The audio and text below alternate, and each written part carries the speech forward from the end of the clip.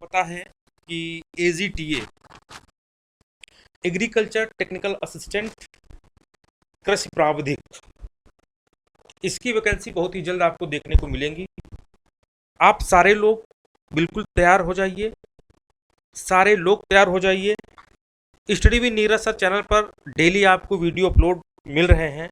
और मेरे बच्चों एक चीज़ और बता दें, जो है कल से मतलब मंडे से, ठीक है, मंडे से मतलब सोमवार आपको 9 बजे लाइव आपको डेली क्लास जो है आपको मिलेगी। डेली क्लास आपको जो है एग्रीकल्चर प्लस आपको हिंदी, एग्रीकल्चर और हिंदी के आपको क्वेश्चन डेली मिलेंगे मेरे बच्चों। इसलिए डेली 9 बजे आप लोग लाइव आइए अगर आपको AGTA बनना है। अगर आपको नहीं बनना है तो आपकी मर्जी है, नौकरी किसको नहीं मिले वो खुश हो जाता है। मेरे बच्चों मैं आपको बता दूं, आज के ज़माने में एक नौकरी मिलना बहुत ज़रूरी है। आप लोग सारे लोग जो है समझदार हैं, ठीक है। तो आप चैनल पे पहली बार आए हों तो study with Neeraj sir channel को जरूर सब्सक्राइब कर लीजिए, जिससे आने वाले सारे वीडियो आप तक पहुंचे। और चैनल को शेयर करिए। देखिए, मैं डेली आपको 9 बजे पढ़ाऊंगा लाइव आकर के। आपका काम है चैनल को शेयर करना, सब्सक्राइबर बढ़ाना, सब्सक्राइब करना, चैनल को बताना सबको कि हाँ यहाँ पे आपको डेली पढ़ाया जा रहा है। कौन ऐसा चैनल है जहाँ पर आपको डेली पढ़ाया जा रहा है, डेली क्लास अपलोड हो रही हैं और डेली लाइव वीडियो लिया जा रहा है? कोई नहीं है ना। हमारा चैनल ऐसा चैनल है जो आपको रेगुलरली क्लासेस प्रोवाइड कर रहा है। बीच में बंद हो गई थी, फिर से चालू हो रहा है। और ऐप के स्टूडेंट मैं बता दूं, जो ऐप पर क्लासेस कल से डेली 12 बजे से क्लासेस स्टार्ट हैं। कल आपकी GS और मैथ की क्लास है ऐप पे। तो जितने बच्चे ऐप पे हैं वो जल्दी से जल्दी कल से स्टार्ट हो जाए, क्योंकि समय बचा नहीं है, वैकेंसी आने वाली है। चलिए स्टार्ट करते हैं। पहला प्रश्न आपके सामने ये रहा, देखिए प्रछन्न, देख लीजिए। पहला प्रश्न आप देख लीजिए। देखिए, हाँ, पहला प्रश्न आपके लिए देखिए, उपकूल में कौन सा समास है? भैया अभी आपको पता है वीडियो का पेपर हुआ है, उसमें वीडियो के पेपर में तत्पुरुष समास और अव्ययभाव समास कूट कूट के भरा गया है। और जो आपका पेपर होगा उसमें भी तत्पुरुष समास भरा पड़ा होगा, ध्यान रखना। तो मेरे बच्चों सबसे पहले अगर हम समास की बात करें, ठीक है, समास की बात करें तो समास के मेरे बच्चों कितने भेद हैं? समास के भेद हैं 6। कितने? 6 भेद हैं, ठीक। कौन कौन से हैं आप ये भी देख लो। द्वंद्व समास पहला, ये दूसरा, ये तीसरा, ये चौथा, और पांचवा जो मेरे बच्चों आएगा, पांचवा वो होगा आपका कर्मधारय समास। और जो छठवां आएगा, ठीक है, वो होगा आपका बहुब्रीहि समास। क्या होगा? बहुब्रीहि समास होगा मेरे बच्चों। ये जो है आपके 6 समास होते हैं। अच्छा, अब ये क्वेश्चन पूछा गया है उपकूल कौन सा समास है, तो अगर हम इसको ऐसे लिखते हैं, उपकूल लिख दिया, ठीक। अब इसको हमने 2 भागों में बांट लिया। अब ये भी देख लो, हम इसको 2 भागों में बांट ले। आप प्यार मोहब्बत से बिल्कुल समझिएगा, ये ध्यान रखिएगा, आपको रटा नहीं होना चाहिए, आपको आना चाहिए। कोई भी प्रश्न आ जाए ऐसे करके आप लगा लें बस। हिंदी आप यहां पढ़ेंगे नहीं, हिंदी के आप यहाँ पर मास्टर बन के जाएंगे। चलिए आइए देखते हैं। देखिए उपकूल है, अब उपकूल को हम 2 भागों में बांट लिए, पहला पद, दूसरा पद, ठीक। क्या आप इस उप से दूसरा शब्द बना सकते हैं? भाई चलो ठीक है, हम दूसरा शब्द क्या उप से बना के देखें। उपकार बन गया, उपकृत बन गया, मतलब उप से दूसरा शब्द बन गया। तो आप ये समझ लीजिए कि जो ये वाला आपका जो समास है मेरे बच्चों, ये वाला आपका अव्ययभाव समास है। और अव्ययभाव समास की एक पहचान और होती है, प्रत्येक अव्ययभाव समास के उदाहरण में आपको उपसर्ग लगा मिलेगा। क्या मिलेगा? उपसर्ग, जरूर जरूर उपसर्ग मिलेगा। जैसे यहां पर हमने कहा प्रतिदिन, प्रतिदिन कहा, तो आप इसको 20 से तोड़ो, तोड़ दिया। क्या आप प्रति से दूसरा शब्द बना लेंगे? बना के देखो, क्या आप प्रति से दूसरा शब्द बना लें?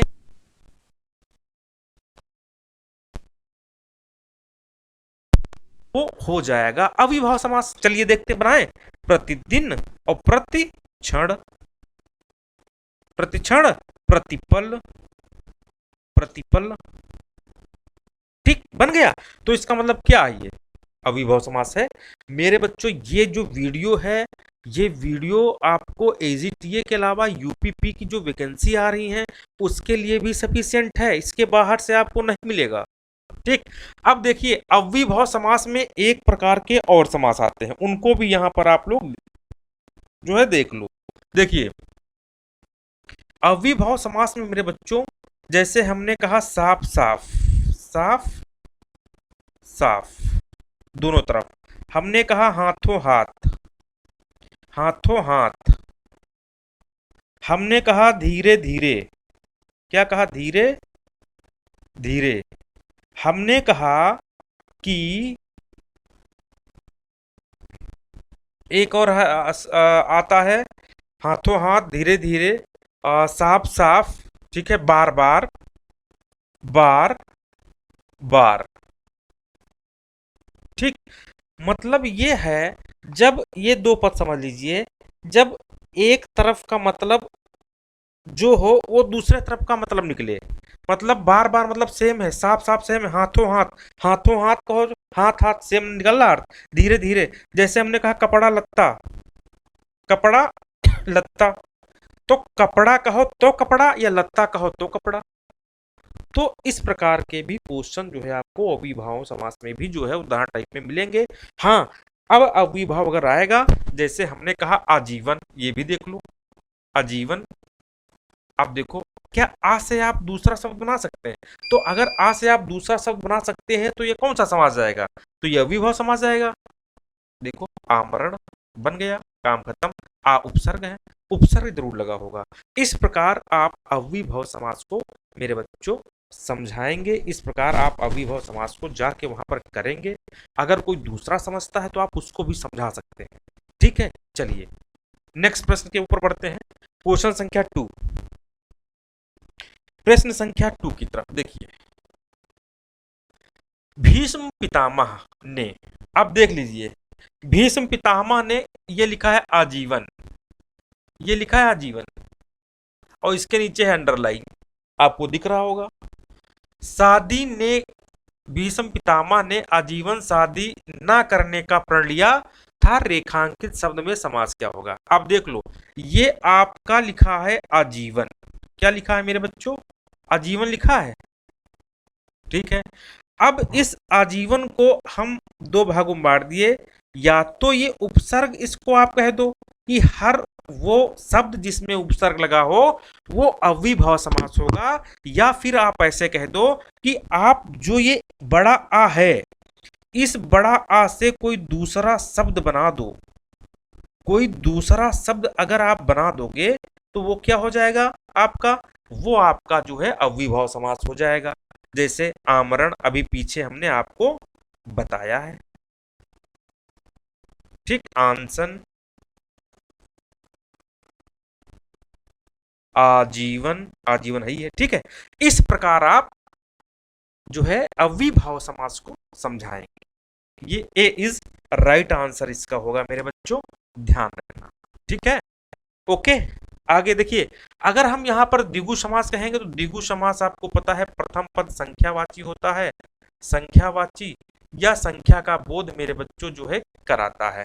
जैसे हमने कहा कि सप्त ऋषि, कितने ऋषि थे? 7। जैसे हमने कहा तिराहा, हमने कहा चौराहा, हमने कहा षटभुज। अब देख लो, प्रथम पद यहां पर मेरे बच्चों जो है संख्यावाची आ रहा है, प्रथम पद यहां पर मेरे बच्चों क्या हो रहा है? देखो संख्यावाची, देख लो संख्यावाची आ रहा, षट 4, तिराहा 3, सप्तऋषि इस प्रकार आप द्विगु समास को बताएंगे। ठीक, अगर यही कर्मधारय समास की बात किया जाए तो कर्मधारय समास में मेरे बच्चों ये होता है कि कर्मधारय समास में जो है पहला पद मेरे बच्चों क्या होता है, पहला पद जो होता है वो होता है विशेषण। क्या होता है? पहला पद क्या होता है? विशेषण। और जो दूसरा पद होता है वो होता है आपका विशेष्य। अच्छा, मतलब ये है कि पहला पद बताएगा कि ये कैसा है, मतलब ये है कि इसकी क्वालिटी क्या है, ये पद बताएगा। जैसे हमने कहा नील गाय, तो गाय कैसी है, ये दूसरा पद, ये पहला पद, गाय कैसी है, नीली है। तो ये क्या हो जाएगा? ये आपका आपका हो जाएगा कर्मधारय समास। चलिए नेक्स्ट प्रश्न, प्रश्न नंबर 3 पे बढ़ते हैं। देख लीजिए प्रश्न संख्या 3। अब देखिए इसका अर्थ देखिए, पहले मक्खन का तत्सम शब्द क्या है? मक्खन का तत्सम शब्द क्या होता है? अब एक चीज और देख लो, देखो तत्सम तद्भव पहचानने के बहुत सारे अच्छे तरीके हैं। आप YouTube चैनल पर हमारे जाइए और डालिए तत्सम तद्भव शब्द, आपको ऐसी ट्रिक मिलेगी कि आप जिंदगी में आपके तत्सम तद्भव शब्द गलत ही नहीं हो सकते। आप एक बार जाइए पढ़िए, तत्सम तद्भव शब्द ऐसा बताया है मैंने कि जीवन में आपको कहीं नहीं मिलेगा। अब उसमें बहुत सारी ट्रिक बताया हूं, अब इसमें एक सिंपल ट्रिक जो है आप देख लीजिए। कहा गया है इसमें तत्सम शब्द कौन है? तत्सम। तो आप ये चीज ध्यान रखना कि तत्सम में कुछ ना कुछ जो है बच्चों, कुछ ना कुछ एक्स्ट्रा लगा होता है, कुछ ना कुछ एक्स्ट्रा लगा होता है, चाहे आधा रा लगा हो, चाहे आधा का लगा हो, कुछ लगा हो। अब देखो मक्खन का तत्सम शब्द क्या होगा? अब देखो किसमें एक्स्ट्रा लगा है, देखो इसमें आधा रा लगा है, तो आपका ये राइट आंसर हो जाएगा। इस तरह आपको पहचानना है। और इससे ज्यादा सिंपल ट्रिक आपको चाहिए तो study with Neeraj sir channel को जरूर सब्सक्राइब करिए और वहां सारे वीडियो पड़े हैं। वहां पर मेरी बच्चों ध्यान रखना, वहां पर हमारी हिंदी की प्लेलिस्ट है, प्लेलिस्ट पड़ी है। आप जाइए, उसमें 45 वीडियो हिंदी के पड़े हैं, आप पढ़ के देखिए, बिल्कुल हिंदी आपको आसान लगेगी, आप खुद हिंदी मास्टर बन जाएंगे। चलिए आगे बढ़ते हैं क्वेश्चन संख्या 4 की तरफ। देखिए क्वेश्चन संख्या 4, ठीक है, ये देखिए सिंघाड़ा का तत्सम रूप क्या है? ठीक, सिंघाड़ा का भैया आप देख लो, इमें श्रृंगाटक आधा लगा है, श्रृंगाटक, ठीक है, ये तत्सम रूप होगा। ठीक, अब एक चीज ध्यान रखना, एक चीज, ठीक है, ये सा और ये ध्यान रखना, ये जो है मेरे बच्चों, ये जो है आपका तद्भव में और ये तत्सम में जाएगा। अब देखिए ये है, ठीक, तो ये इस प्रकार आप, और प्लस एक्स्ट्रा भी लगा है, तो इससे आप तत्सम रूप पहचान सकते हैं। चलिए आते हैं हम 5 नंबर पे। देखिए बारात, बारात का तत्सम रूप क्या होगा? अब मेरे बच्चों ध्यान रखना, बारात का तत्सम रूप होता है वर यात्रा। क्या होता है? वर यात्रा, राइट आंसर। चलिए आगे बढ़ते हैं 6 नंबर पे मेरे बच्चों। प्रच्छन्न शब्द का विलोम क्या होगा? प्रत्यक्ष होगा, अप्रतिपद होगा, प्रतिपन्न होगा या गौड़ होगा? जो प्रच्छन्न शब्द है इसका विलोम होगा प्रतिपन्न। क्या होगा? प्रतिपन्न होगा। चलिए नेक्स्ट प्रश्न देखिए, इंपॉर्टेंट है। रसाल शब्द का अर्थ क्या है? मेरे बच्चों रसाल शब्द का अर्थ क्या है? रसाल, देखिए अभी आ जाएगा, वेट करिए। रसाल शब्द का अर्थ क्या है? देख लीजिए, रसाल, अच्छा रस किस में होता है? आम में, तो रसाल शब्द का अर्थ क्या होगा? जो है आम। चलिए आगे बढ़ते हैं, आगे बढ़ते हैं। ये 7 नंबर था, ध्यान रखना, ठीक है, एक सेकेंड। ये 5 नंबर, ये हमारा 6 नंबर था, ठीक है, और ये हमारा 7 नंबर था। 8 नंबर हम अब देखेंगे, ठीक है। चलिए 8 नंबर देखेंगे। हाँ देखिए कितना अच्छा, कितना सिंपल और कितना इंपॉर्टेंट सवाल, ठीक। इसके बाहर आपको पूछा ही नहीं जाएगा। जो बच्चे पढ़े हैं वो जानते हैं। ठीक है, देखिए निम्नलिखित में कौन सा शब्द अरविंद का पर्यायवाची है? तो इसमें बच्चों मेरे मिलिंद जो है वो अरविंद का पर्यायवाची है। ठीक, चलिए 9 नंबर में आएंगे। 9 नंबर, अच्छे कुल में जन्म लेने वाले को हम क्या बोलते हैं? ठीक है, अच्छे कुल में, अच्छे कुल में जन्म लेने वाले को हम क्या बोलते हैं? कुलीन बोलते हैं। क्या बोलते हैं? कुलीन।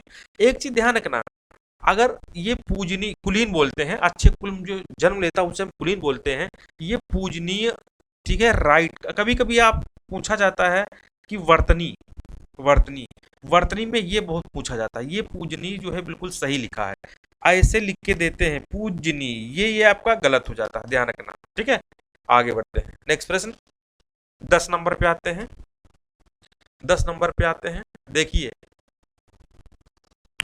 चलिए 10 नंबर,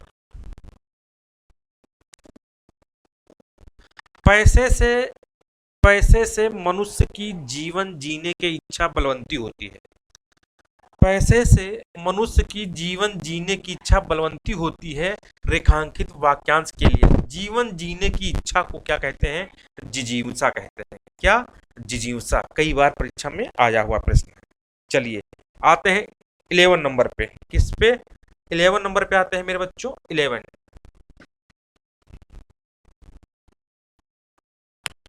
11 नंबर पे आते हैं। ठीक है, देखिए, अंक शब्द का अनेकार्थी क्या है? अंक मीन्स क्या होता है? अंक मीन्स संख्या शब्द नहीं है। देखो, अंक शब्द का अनेकार्थी शब्द नहीं है। संख्या, गोद, पृथ्वी या नाटक का एक भाग। ठीक, इसका अर्थ, इसका जो है, इस प्रश्न का उत्तर आप लोग कमेंट बॉक्स में देंगे। देखते हैं आप कमेंट बॉक्स में कितना एक्टिव रहते हैं, आप एक्टिव रहते हैं कि नहीं रहते हैं। ठीक है, अंक शब्द का अनेकार्थी शब्द नहीं है, इसका आंसर आप लोग देंगे। ठीक है, चलिए क्वेश्चन नंबर 11 का आंसर आप लोग के भरोसे। आगे बढ़ते हैं, 12 पे बढ़ते हैं। देखिए,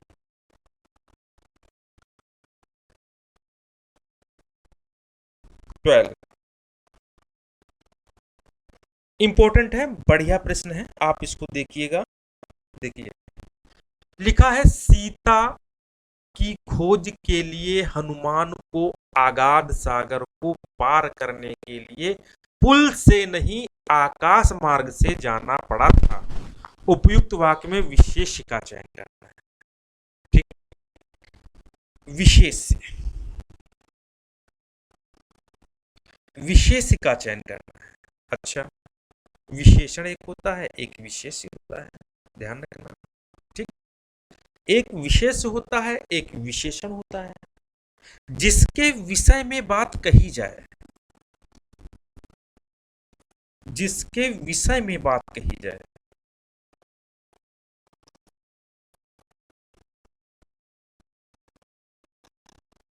ठीक है, हाँ, वो विशेषी होगा। ठीक है, अब ध्यान रखना कि जो विशेषण होता है मेरे बच्चों, विशेषण, वो हमेशा विशेष के पहले आता है, विशेष के पहले आता है। जो विशेषण है मेरे बच्चों, वो विशेष के पहले आता है, ये भी ध्यान रखना। ठीक है, अब एक चीज और ध्यान रखना, जैसे अभी हमने कहा था नील गाय, नील गाय कहा था। अब गाय कैसी है, ये हमारा क्या हो गया? गाय के विषय में बात की जा रही, ये हमारा हो गया विशेष। ठीक, और ये हो गया था हमारा विशेषण। तो ध्यान रखना, ये जो विशेष है मेरे बच्चों, इसके पहले क्या आया है? विशेषण आया है। तो इतना ध्यान रखना, इस वाक्य में जो ये वाक्य दिया गया है मेरे बच्चों, इसमें विशेष के पहले विशेषण जरूर होगा। और विशेषण आप जानते हो क्या हो सकता है? विशेषण, विशेषण क्या हो सकता है आपको ये भी पता है। ठीक है, विशेषण क्या हो सकता है? विशेषण जो है, विशेषण क्या हो सकता है मेरे बच्चों? जो है विशेषण जो है जिसकी क्वालिटी बताया गया है। जैसे हमने कहा, देखिए अगाध सागर, अगाध सागर है ये, अगाध सागर। अब विशेषण में क्या आएगा ये भी देख लो। विशेषण में किसी के गुण आएंगे, किसी का दोष आएगा, किसी का रंग आएगा, किसी आकार आएगा। ठीक, अगाध मतलब बहुत बड़े चीज की बात की जा रही है। सागर, सागर कितना है, आगाध है, तो ये हमारा विशेष हो जाएगा, ये विशेषण हो जाएगा। और जो विशेष है उसके पहले विशेषण नहीं आया है, इसलिए मेरे बच्चों जो सागर है वो सागर यहां पर क्या हो जाएगा, विशेष हो जाएगा। चलिए आगे बढ़ते हैं। 30 नंबर, 30 नंबर, 30 नंबर देख लीजिए।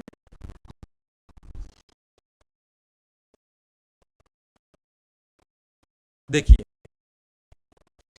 उस ग्रंथ में, उस ग्रंथ में 500 पृष्ठ है, इस वाक्य में उस शब्द क्या होगा, देख लो। पहली बात एक चीज ध्यान रखना, जो विशेषण होता है मेरे बच्चों, विशेषण के कितने भेद हैं, 4 भेद हैं। पहला, दूसरा, तीसरा, और जो चौथा है मेरे बच्चों वो है गुणवाचक, संकेतवाचक, परिमाणवाचक और संख्यावाचक, संख्यावाचक। ठीक, ये आपका जो है चौथा है। व्यक्तिवाचक विशेषण नहीं होता है मेरे बच्चों, व्यक्तिवाचक ये संज्ञा होती है। ठीक है, तो इतना आप ध्यान रखना कि ये जो लिखी है, ये लाइन जो लिखी है, उस ग्रंथ में 500 पृष्ठ है, वाक्य में उस शब्द क्या होगा। ठीक, तो अगर मैंने कहा कि ग्रंथ में, हमने लिख दिया ग्रंथ में 500 पृष्ठ है, 500 पृष्ठ है, ठीक है। अच्छा, यहां पर संख्यावाचक है नहीं, तो संख्या उसको जो है गणनावाचक में हटा दो उसको। अब देखिए हमने कहा ग्रंथ में 500 पृष्ठ है, तो आपको कुछ संकेत लग रहा है। अगर ये सेंटेंस आप पढ़िए, ग्रंथ में 500 पृष्ठ हैं, संकेत तो लग नहीं रहा। देखिए जब हमें संकेत का भाव मिले तब वो संकेतवाचक होगा। आप की नजरों के सामने हो और आप अपना इशारा करें। ग्रंथ में 500 पृष्ठ हैं, कुछ नहीं, हमने कहा उस ग्रंथ में 500 पृष्ठ है, इशारा हो रहा, तो ये मेरे बच्चों जो उस है ये आपका संकेतवाचक विशेषण में जाएगा। चलिए आगे बढ़ते हैं, 14 नंबर पे आते हैं। देखिए 14, देखिए दुष्चरित्र व्यक्ति से संबंध नहीं रखना चाहिए, बिल्कुल सही है। दुष्चरित्र व्यक्ति से संबंध नहीं रखना चाहिए। इस वाक्य में प्रयुक्त दुष्चरित्र शब्द व्याकरण की दृष्टि से किस संवर्ग में आएगा। अच्छा देखो, सर्वनाम तो है ही नहीं, क्योंकि सर्वनाम जानते हो, यह वह वे तुम हम, ये सब सर्वनाम होता है। क्रिया विशेषण आएगा नहीं, जो क्रिया की विशेषता बताता है वो क्रिया विशेषण होता है। ठीक है, अब संज्ञा तो है नहीं, ये विशेषण में आएगा। किसमें आएगा, विशेषण। ये एक गुण है, और जब गुण होता है तो विशेषण में जाता है। क्वेश्चन संख्या 15 पे आते हैं हम लोग, 15 पे देख लीजिए। देखिए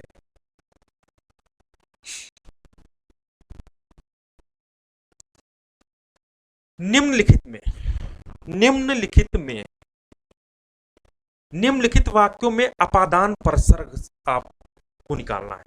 अच्छा, परसर्ग कहो चाहे कारक कहो एक ही बात है, परसर्ग कहो चाहे कारक कहो एक ही बात है, और इनके 8 भेद होते हैं, ध्यान रखना। ठीक, और जब अपादान की बात आए तो इसमें अपादान में अलगाव की भावना होगी। अलगाव मतलब अलग होने की प्रवृत्ति पाई जाएगी, अलग होने की प्रवृत्ति, मतलब प्रवृत्ति मतलब जानते हो, बिल्कुल अलग हो जाए। अच्छा, जैसे हमने कहा कि बिल्ली छत से कूदी तो छत से अलग हो गई, तो वो सेंस आप इसमें देखिएगा। हम कान से सुनते हैं भैया, ये तो कान से सुनते, इसमें अलगाव की भावना तो है नहीं। हम कान एक साधन है और इससे सुनते हैं, तो ये जो है करण कारक हो जाएगा। मोहन से उठा नहीं जाता, ये भाव निकल रहा है मेरे बच्चों, ये भाव निकल रहा है इसमें मेरे बच्चों, तो ध्यान रखना। मोहन से उठा नहीं जाता, तो ये एक प्रकार का वाच्य हो गया, ठीक है, ये भाववाच्य हो गया एक प्रकार का। ठीक। राम ने अपने पुत्र से नाता तोड़ दिया, मतलब राम ने अपने पुत्र से नाता तोड़ दिया, बिल्कुल खत्म, अलग हो गया उससे, तो इसमें अलगाव की भावना निकल रही है, इसलिए ये अपादान है। रावण ने रावण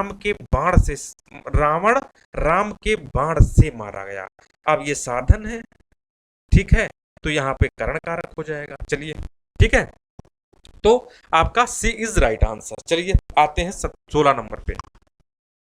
16 नंबर पे आते हैं, बहुत इंपॉर्टेंट है, कई बार परीक्षा में पूछा गया है, डायरेक्टली पूछा जाता है, ध्यान रखना, डायरेक्टली पूछा जाता है।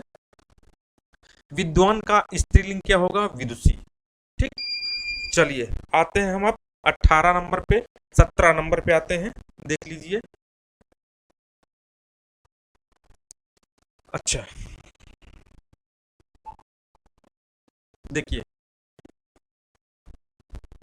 17 नंबर, देखिए, तू तुम आप तुझे तुझको तुम्हारा किस पुरुष में आएगा? अच्छा, पुरुषवाचक सर्वनाम होता है, ध्यान रखना, पुरुषवाचक सर्वनाम। सबसे पहले अगर हम बात करें सर्वनाम, तो सर्वनाम के कितने भेद होते हैं? 6 भेद होते हैं, ठीक है। अब पुरुषवाचक सर्वनाम के कितने भेद होते हैं? उत्तम पुरुष, मध्यम पुरुष, अन्य पुरुष, या जिसे हम बोलते हैं प्रथम पुरुष, ठीक है। ठीक। देखो, जो कहता है, जो कहता है, जैसे हमने कहा मैं या हम, वो जाएगा उत्तम में। हम जिससे कहते हैं, जिससे कहते हैं मतलब तू तुम, जिसके विषय में कहते हैं, जिसके विषय में, यह यह वह, ऐसे करके, ठीक है। अब देखिए ये तू तुम किस में आ गया? देखो तू तुम आ गया मध्यम पुरुष, तो मध्यम पुरुष कहाँ है? ये है, ये राइट आंसर हो जाएगा, ठीक है। चलिए आगे बढ़ते हैं, क्वेश्चन संख्या 18। क्वेश्चन संख्या 18, हमारे देश में जय चंदू की कमी नहीं है। जय चंदू को संज्ञा के किस भेद में के अंतर्गत आएगा? अगर देखिए ये शब्द देखिए लिखा है जय चंदू, अगर यहां पर लिखा होता सिर्फ जयचंद, तो ये कि आदमी हो जाता, उसका नाम जयचंद, तो ये व्यक्तिवाचक में चला जाता। अब यहां पर लिखा है जय चंदू, इसमें बहुत सारे व्यक्ति आ जाएंगे, बहुत सारे व्यक्ति आ जाएंगे, तो इस प्रकार ये क्या हो गया? ये आपका जातिवाचक संज्ञा हो गया। चलिए, संज्ञा के कितने भेद होते हैं मेरे बच्चों? संज्ञा के होते हैं 5 भेद, ठीक है। समूहवाचक क्या होता है? जहां पर 2 से अधिक लोग हों, समूहवाचक, जैसे मेला, बाजार। भाववाचक, जहां भाव निकले, भाव जहां पर निकले, जैसे मुस्कुराहट, ठीक है। व्यक्तिवाचक, नाम किसी का हो, ठीक है। आगे बढ़ते हैं, आपका 19 नंबर, 19 नंबर, 19 नंबर देख लीजिए क्या लिखा है, ठीक है। लिखा है पौबारा होना मुहावरे का अर्थ क्या है?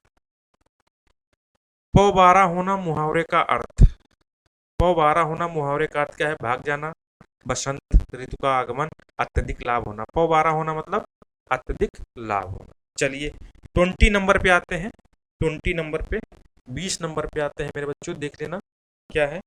20 नंबर पे आते हैं, ठीक है। देखो